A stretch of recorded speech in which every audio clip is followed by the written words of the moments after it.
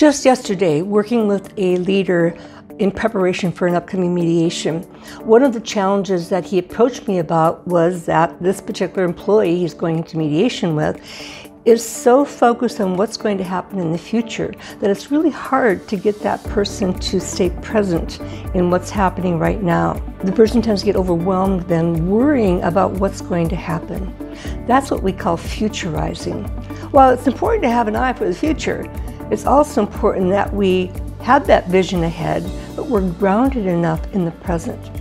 And so I had a chance to work with him to say, okay, one of the things that helps with someone that is so into the future, that gets so anxious and stressed about what might happen, is to then help them reel back in and just say, let's take a deep breath.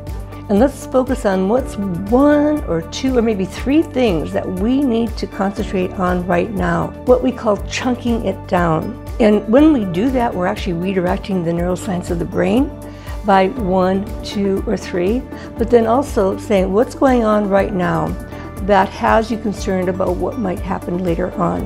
And so now we're breaking down the conversation. We're helping the person focus on what's going on in the present.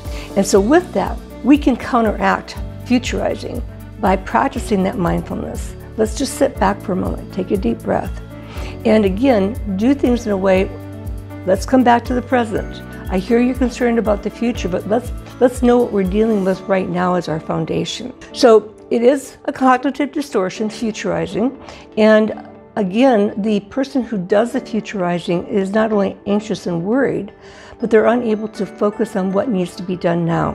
Do you think that gets in the way of doing a good job? You betcha. And so be mindful of your employees who have that always, look into the future. Again, important, but we need to be able to balance it with what's happening in the present. So again, futurizing is another cognitive distortion. I'm Dr. Debra Dupree, the Mindset Doc, a conflict coach and a dispute resolution trainer and interventionist.